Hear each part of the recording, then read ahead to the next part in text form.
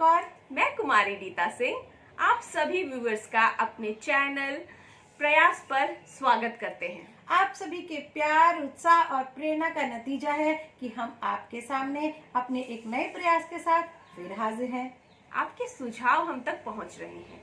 आपके सुझावों को मानते हुए हम अपने चैनल को और बेहतर बनाने की कोशिश पर लगे हुए हैं। आपका प्यार, आपके सुझाव इसी तरह हम तक भेजते रहिए ताकि हम उनको मानकर आपको ध्यान में रखते हुए, आपके सुझावों को ध्यान में रखते हुए हम नए से नए प्रयास करते रहे। आपके सुझाव हम तक पहुंचे और हम आपकी समस्याओं का समाधान कर पाए, इसके लिए आप हमारे चैनल को लाइक, सब्सक्राइब और बेल आइकन को जरूर दबाएं और शेयर भी जरूर करें। जो नए दर्शक हमसे जुड़े हैं उनको भी ये काम करना आवश्यक है। तो चलिए चलते हैं हम अपने नए प्रयास की ओर, जो है पोएम मनुष्यता स्पर्श भाग 2 की कक्षा 10वीं के एक पाठ कविता है, जिसको कि आज हम आपके लिए लेकर आए हैं।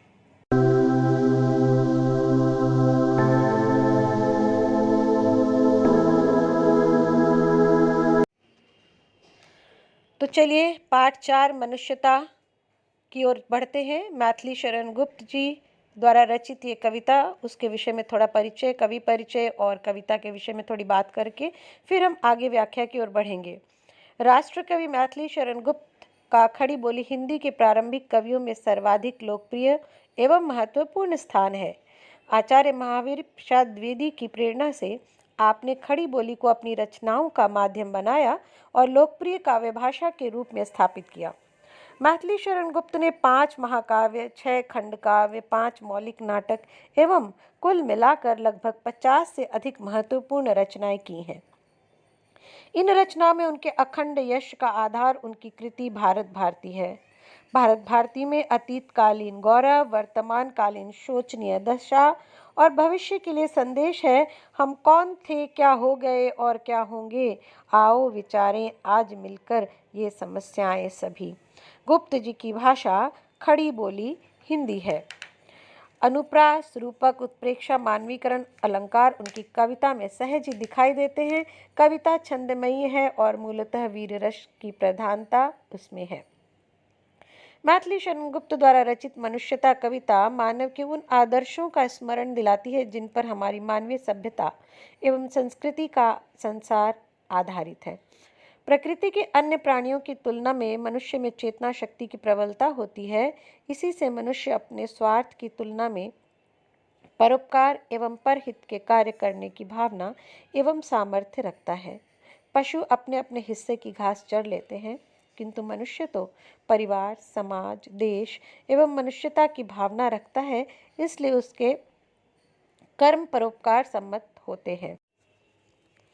प्रस्तुत पाठ में स्वयं के लिए जीने मरने की तुलना में सच्ची मनुष्यता के लिए जीने मरने की सोच एवं प्रकृति को कवि प्रोत्साहित करते हैं और अमरत्व की तलाश करने पर बल देते हैं। तो पहले पैराग्राफ की ओर चलते हैं। विचार लो कि मृत्यु हो न मृत्यु से डरो कभी, मरो परंतु यूं मरो कि याद जो करें सभी। हुई न यूं सुमृत्यु तो वृथा मरे वृथा जिए, मरा नहीं वही कि जो जिया न आपके लिए। वही पशु प्रवृत्ति है कि आप ही चरे, वही मनुष्य है कि जो मनुष्य के लिए मरे। मृत्यु मरणशील, सुमृत्यु अच्छी उपलब्धि, पूर्ण मृत्यु वृथा अर्थात व्यर्थ, पशु प्रवृत्ति पशु जैसा स्वभाव। प्रस्तुत काव्यांश में कवि मैथिली शरण गुप्त जी कहते हैं कि हे सज्जनों, विचार करो कि तुम मरणशील हो, तुम्हारी एक न एक दिन मृत्यु तो निश्चित ही है, इसलिए मृत्यु से कभी मत डरो। यदि मरना ही है तो मृत्यु इतनी सार्थक हो कि लोग याद करें। यदि ऐसी अच्छी मृत्यु नहीं हुई तो समझो तुम्हारी मृत्यु और तुम्हारा जीवन व्यर्थ हो गया। मृत्यु उसी की नहीं होती जो अपने लिए नहीं जीते। यह तो पशुओं का स्वभाव है कि वह अपने लिए ही जीता है। सच्चा मनुष्य तो वही है जो मनुष्य के लिए अपने जीवन का उत्सर्ग कर दे। दूसरा पद, उसी उदार की कथा सरस्वती बखानती, उसी उदार से धरा कृतार्थ भाव मानती, उसी उदार की सदा सजीव कीर्ति कूजती, तथा उसी उदार को समस्त सृष्टि पूजती, अखंड आत्मभाव जो असीम विश्व में भरे, वही मनुष्य है कि जो मनुष्य के लिए बखानती अर्थात प्रशंसा करती, वर्णन करती, कृतार्थ संतुष्टि सफलता कूजती, मधुर ध्वनि करती गूंजती, सृष्टि संसार दुनिया अखंड पूरी खंडहीन, आत्मभाव अपनत्व भाव सब मेरे जैसे ही है का भाव, असीम सीमाहीन। प्रस्तुत काव्यांश में कवि मैथिली शरण गुप्त जी ने उस मानवीय उदारता का वर्णन किया है जिससे मनुष्य को बड़ी प्रशंसा प्राप्त होती है। मानव की उदारता की प्रशंसा मानो देवी सरस्वती स्वयं ही करती है। लोक की वाणी में, पुस्तकों, पत्र पत्रिकाओं आदि समेत सभी जनसंचार माध्यमों द्वारा ऐसी उदारता की प्रशंसा सर्वत्र होती है। धरती भी उसी उदारता से स्वयं को धन्य मानती है। ऐसी उदारता की प्रशंसा सदैव जीवंत रूप में सब और गूंजती रहती है और संपूर्ण संसार ऐसी उदारता की पूजा तक करता है। कवि कहते हैं कि जो व्यक्ति पूरे संसार को स्वयं से एकाकार मानता है और पूरे संसार में जो स्वयं की ही आत्मीय अनुभूतियां भर देता है, वही सच्चा मनुष्य है। कवि के अनुसार सच्चा मनुष्य तो वही है जो मनुष्य मात्र के कल्याण के लिए अपने जीवन एवं मृत्यु को समर्पित कर देता है। तीसरा पैराग्राफ। शुद्धार्थ रंतिदेव ने किया करस्थ थाल भी, तथा दधीचि ने दिया परार्थ अस्थि जाल भी। उशीरर क्षितिज ने मास दान भी किया, सहर्ष वीर कर्ण ने शरीर चर्म भी दिया। अनित्य देह के लिए अनादि जीव क्या डरे, वही मनुष्य है कि जो मनुष्य के लिए मरे। शुद्धार्थ, शुद्धा से आर्थ यानी भूख से व्याकुल। रंतिदेव एक प्रसिद्ध महादानी राजा रंतिदेव। करस्थ मतलब थाल, हाथ में आई थाली। दधीची एक महादानी ऋषि। परार्थ दूसरों के लिए, अस्थि जाल हड्डियों का ढांचा। उशीनर भारत के मध्य देश का प्राचीन नाम जिनकी राजधानी भोजनगर थी। क्षितीश राजा, उशीनर क्षितीश मतलब राजा शिवी। शरीर चर्म, शरीर की चमड़ी कवच के संदर्भ में है यहाँ पर। अनित्य सदा न रहने वाला, मरणशील। अनादि जिसका कोई प्रारंभ ही न हो, अमर। मैथिली शरण गुप्त जी मानवता के गुणों के बारे में बताते हुए महान लोगों का उदाहरण देते हैं। वे कहते हैं कि भूख से व्याकुल होकर भी राजा रंतिदेव ने अपने सामने की थाली तक दान कर दी थी। अपनी परीक्षा में वह महादानी सिद्ध हुए और ऋषि दधीची ने तो परोपकार और जगत की रक्षा के लिए अपनी हड्डियों का ढांचा तक दान कर दिया। उशीनर प्रदेश अर्थात मध्य प्रदेश के राजा शिवी ने तो एक कबूतर के प्राण बचाने के लिए अपने शरीर का मांस तक दान में दे दिया। कवि कहते हैं कि सदा न रहने वाले इस मरणशील प्राणी के लिए अजन्मा एवं अमर जीव क्यों डरे। सत्य तो यही है कि सच्चा मनुष्य वही है जो मानवता के लिए ही अपने जीवन और मृत्यु को अर्पित या बलिदान कर देता है। Fourth paragraph. सहानुभूति चाहिए महाविभूति है यही, वशीकृता सदैव है बनी हुई स्वयं वही। विरुद्धवाद बुद्ध का दया प्रवाह में बहा, विनीत लोक वर्ग क्या न सामने झुका रहा। आहा वही उदार है परोपकार जो करे, वही मनुष्य है कि जो मनुष्य के लिए मरे। महाविभूति बड़ी भारी पूंजी, वशीकृता बस में की हुई, मही धरती, विरुद्धवाद बुद्ध का विरोधीवाद या दर्शन, दया प्रवाह करुणा का बहाव, विनीत यानी विनयशील विनम्र, लोक वर्ग जनता। प्रस्तुत काव्यांश में श्री मैथिली शरण गुप्त ने सहानुभूति, दया और करुणा को मनुष्य की सबसे बड़ी संपत्ति बताया है। कवि कहते हैं कि सहानुभूति मानवता की सबसे बड़ी संपत्ति है और यह अनिवार्य आवश्यकता है। धरती स्वयं इसी करुणा की भावना के वश में है, यह सदैव सब पर करुणा करती है। कवि कहते हैं कि महात्मा बुद्ध के विरोध की पूरी मानसिकता एवं सोच उनकी दया और करुणा के प्रभाव में बहकर समाप्त ही हो गई। उसी बुद्ध की करुणा के समक्ष कृतज्ञ एवं विनम्र जनता आदर से क्या नहीं झुक गई।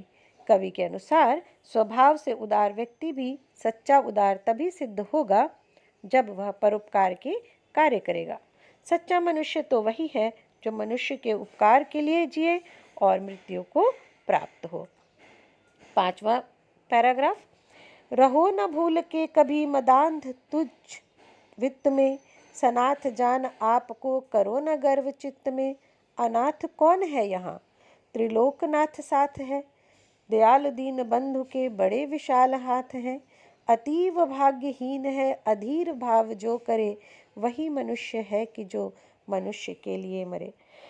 मदांध यानी अहंकार के नशे में अंधा, जो गर्व से अंधा हो, तुच्छ मोटा छोटा मामूली, वित्त अर्थात धन, सनाथ जिसका कोई मालिक हो, चित्त मन, त्रिलोकनाथ तीनों लोकों के नाथ ईश्वर, दीनबंधु गरीबों का भाई ईश्वर, अतीव यानी अत्यधिक, अधीर धैर्यहीन। प्रस्तुत काव्यांश में कवि मैथिली शरण गुप्त कहते हैं कि थोड़ी सी धन संपत्ति के अहंकार में भूल कर भी कभी मत पड़ना, स्वयं को मालिक समझकर अपने मन में कभी घमंड मत करना। यहाँ अनाथ कोई नहीं, वह ईश्वर जो तीनों लोकों का मालिक है, सबका मालिक है। उस दयालु दीन बंधु के बहुत बड़े और लंबे हाथ हैं जिनमें असीम सामर्थ्य है। कवि कहते हैं, जो थोड़ी सी धन संपत्ति और शक्ति पाकर स्वयं पर नियंत्रण खोकर घमंडी और धैर्यहीन हो जाए, वह बहुत अभागा है। सच्चा मनुष्य तो वही है जो मनुष्य के काम आए, परोपकार करे और उसी में मृत्यु को प्राप्त हो। 6th पैराग्राफ, अनंत अंतरिक्ष में अनंत देव हैं खड़े, समक्ष ही सुबाहु जो बढ़ा रहे बड़े बड़े, परस्परावलंब से उठो तथा बढ़ो सभी, अभी अमर्त्य अंक में अपंक हो चढ़ो, रहो न यूं कि एक से न काम और का सरे, वही मनुष्य है कि जो मनुष्य के लिए मरे।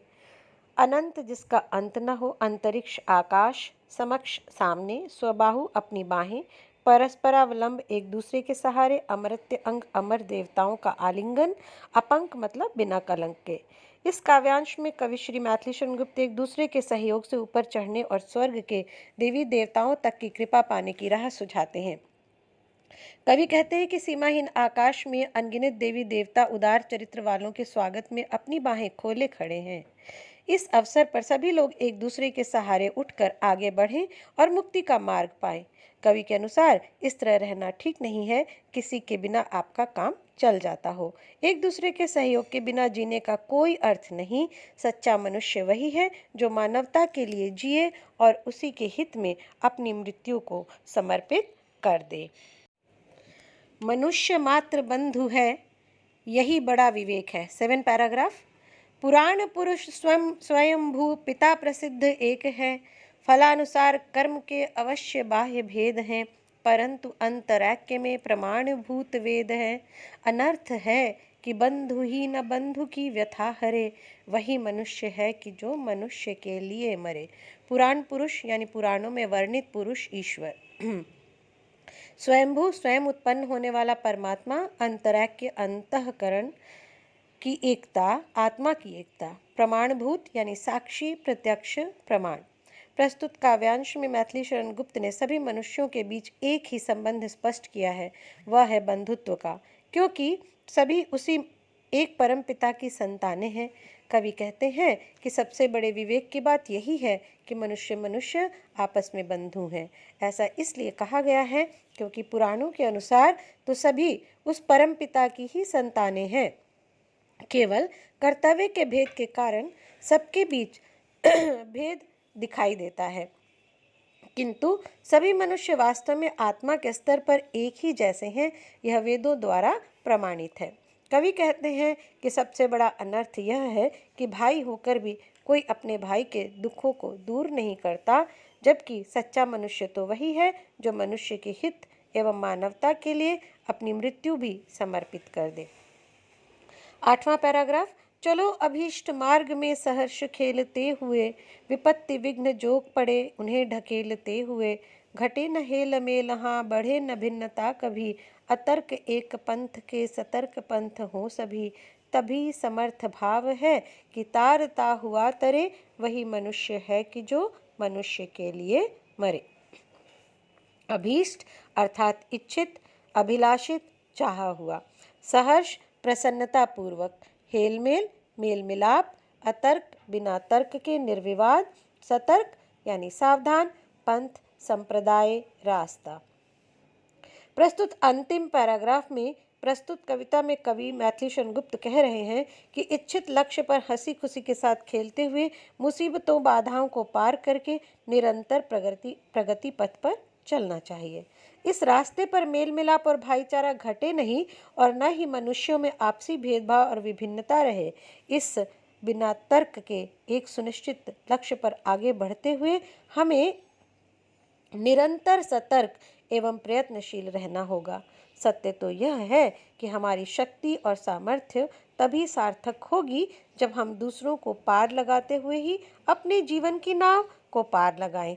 इस प्रकार सच्चा मनुष्य तो वही है जो मनुष्यता के लिए स्वयं को, जीवन और मृत्यु को अर्पण कर दे। तो यहाँ पर हमारे मनुष्यता कविता की जो व्याख्या है वो यहाँ समाप्त होती है।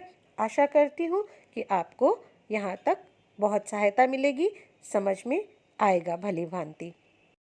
चलिए मैथिली शरण गुप्त जी द्वारा लिखित मनुष्यता कविता से संबंधित कुछ प्रश्नों को हम देख लें। विचार लो कि मृत्यु हो, न मृत्यु से डरो कभी, मरो परंतु यूं मरो कि याद जो करे सभी। हुई न यूं सुमृत्यु तो वृथा मरे वृथा जिए, मरा नहीं वही की जो जिए ना आपके लिए। वही पशु प्रवृत्ति है कि आप ही चरे, वही मनुष्य है कि जो मनुष्य के लिए मरे। इस दोहे से संबंधित जो पहला प्रश्न है वह है, गुप्त जी ने मनुष्य को क्या विचार करने के लिए कहा है। दूसरा प्रश्न, किससे न डरने की बात कवि कह रहा है। तीसरा नंबर प्रश्न, यदि मरे तो किस प्रकार की मृत्यु कवि के अनुसार होनी चाहिए। चौथा नंबर प्रश्न, कवि के अनुसार कौन कभी नहीं मरता। पांचवा नंबर प्रश्न, अपने लिए जीने वाला व्यक्ति किसके समान होता है। छठवां नंबर प्रश्न, पशुओं का स्वभाव कैसा होता है। कवि की दृष्टि में सच्चा मनुष्य कौन होता है। पद्यांश में दो तत्सम शब्द कौन से हैं। आप में कौन सा अलंकार है। कवि ने मनुष्यता को अन्य प्राणियों की अपेक्षा क्या माना है। उसी उदार की कथा सरस्वती बखानती, उसी उदार की धरा कृतार्थ भाव मानती। उसी उदार की सदा सजीव कीर्ति कूजती, तथा उसी उदार को समस्त सृष्टि पूजती। अखंड आत्मभाव जो असीम विश्व में भरे, वही मनुष्य है कि जो मनुष्य के लिए मरे। इस पद्यांश का मूल भाव क्या है। मनुष्य की उदारता की प्रशंसा कौन करता है। मनुष्य की उदारता की कीर्ति कहाँ कहाँ गूंजती है। मनुष्य की उदारता के कारण मनुष्य के साथ किस प्रकार का व्यवहार होता है। मनुष्य की उदारता से संसार को कैसे लाभ पहुँचता है। अखंड आत्मभाव से कवि का क्या तात्पर्य है। अनुप्रास अलंकार के दो उदाहरण पद्यांश में से ढूंढकर लिखें। दो तत्सम शब्द पद्यांश में से ढूंढकर लिखें। क्षुधार्त रंति देव ने दिया करस्थ थाल भी, तथा दधीचि ने दिया परार्थ अस्ति जाल भी। उसी नर क्षितिश ने स्वमांश दान भी किया, सहस्रवीर कर्ण ने शरीर चर्म भी दिया। अनित्य देह के लिए अनादि जीव क्या डरे, वही मनुष्य है कि जो मनुष्य के लिए मरे। कवि ने मनुष्यता के उदाहरण स्वरूप किनका नाम लिया है। रंतिदेव ने क्या किया था। दधीचि ने क्या दान किया था। अपने शरीर के चर्म का दान किसने किया था। मनुष्य को किस बात से नहीं डरना चाहिए। अनादि जीव से कवि का क्या आशय है। अनादि देह के लिए अनादि जीव क्या डरे। पंक्ति में कौन सा अलंकार है। दो तत्सम शब्द पद्यांश में से ढूंढकर लिखें। सहानुभूति चाहिए महाविभूति है यही, वशीकृता सदैव है बनी हुई स्वयं मही। विरुद्धवाद बुद्ध का दया प्रवाह में बहा, विनीत लोक वर्ग क्या न सामने झुका रहा। आह, वही उदार है परोपकार जो करे, वही मनुष्य है कि जो मनुष्य के लिए मरे। इस पद्यांश का मूल भाव किस गुण पर आधारित है? मनुष्य की महानतम पूंजी क्या है? धरती किसके वश में हो जाती है? बुद्ध के प्रति विरोध भाव किस प्रकार समाप्त हो गया? कवि ने उदार किसे माना है? विनीत लोक वर्ग क्या न सामने झुका रहा? पंक्ति में कौन सा अलंकार है? तत्सम शब्द पद्यांश में से ढूंढकर लिखें। रहो न भूल के कभी मदंध तुच्छ वित्त में, सनाथ जान आपको करो न गर्व चित्त में। अनाथ कौन है यहाँ? त्रिलोकनाथ साथ हैं, दयालु दीन बंधु के बड़े विशाल हाथ हैं। अतीव भाग्यहीन है अधीर भाव जो करे, वही मनुष्य है कि जो मनुष्य के लिए मरे। कवि ने किस नशे से बचने के लिए आगाह किया है? किस बात का गर्व नहीं करना चाहिए? अनाथ कौन है यहाँ? पंक्ति के द्वारा कवि क्या बताना चाहता है? कवि की दृष्टि में कौन अभागा है? सच्चा मनुष्य कौन है? तत्सम शब्द पद्यांश में से ढूंढकर लिखें। अनुप्रास का एक उदाहरण पद्यांश में से ढूंढकर लिखें। अनंत अंतरिक्ष में अतंत देव हैं खड़े, समक्ष ही स्वबाहु जो बढ़ा रहे बड़े बड़े। परंपरावलंब से उठो तथा बढ़ो सभी, अभी अमर्त्य अंक में अपंक हो चढ़ो सभी। रहो न यूं कि एक से न काम और कासरे, वही मनुष्य है कि जो मनुष्य के लिए मरे। इस काव्यांश में कवि ने क्या सुझाव दिया है? कौन किसका और कहाँ स्वागत कर रहे हैं? एक दूसरे के सहारे आगे बढ़ने से क्या लाभ होगा? हमें अपना जीवन कैसे जीना चाहिए? अमर्त्य अंक में अपंक हो चढ़ो, पंक्ति से कवि का क्या आशय है? तत्सम शब्द पद्यांश में से ढूंढकर लिखें। अनुप्रास के दो उदाहरण पद्यांश में से ढूंढकर लिखें। मनुष्य मात्र बंधु है, यही बड़ा विवेक है। पुराण पुरुष स्वयंभू पिता प्रसिद्ध एक है। फलानुसार कर्म के अवश्य ब्रह्म भेद हैं, परंतु अंतरैक्य में प्रमाणभूत वेद है। अनर्थ है कि बंधु ही न बंधु की व्यथा हरे, वही मनुष्य है कि जो मनुष्य के लिए मरे। इस पद्यांश का मूल बिंदु क्या है? मनुष्य के एकमात्र पिता कौन है? ईश्वर की विशेषता क्या है? मनुष्य में बाहरी भेद क्यों पाए जाते हैं? किस स्तर पर सभी मनुष्य समान हैं? जीवन में सबसे बड़ा अनर्थ कवि ने किसे माना है? तत्सम शब्द पद्यांश में से ढूंढकर लिखें।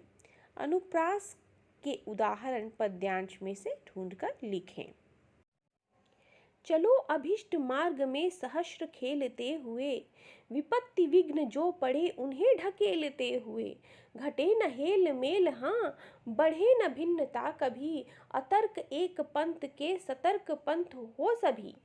तभी समर्थ भाव है कि तारता हुआ तरे, वही मनुष्य है कि जो मनुष्य के लिए मरे। इस पद्यांश में कवि ने क्या संदेश दिया है? लक्ष्य को प्राप्त करने के लिए क्या करना चाहिए? हमारी शक्ति और सामर्थ्य कब सार्थक होता है? तारता हुआ तरे से कवि का क्या आशय है? तत्सम शब्द पद्यांश में से ढूंढकर लिखें। अनुप्रास के उदाहरण पद्यांश में से ढूंढकर लिखें। आशा करते हैं आपको हमारा यह प्रयास बहुत बहुत पसंद आया होगा। अब आपको उत्तर की आशा होगी, तो कोई बात नहीं, आपको एक साधारण सा काम करना है। क्या करना है? इसी वीडियो के डिस्क्रिप्शन बॉक्स में जाना है, वहां दिए गए लिंक को क्लिक करना है और क्लिक करते ही आपके उत्तर आपके सामने होंगे। तो चलिए दर्शकों, आज की मुलाकात यहीं समाप्त होती है। अगली वीडियो में हम अगले चैप्टर के साथ आपके सामने उपस्थित होंगे। तब तक के लिए स्वस्थ रहिए, सुरक्षित रहिए। जय हिंद, जय भारत।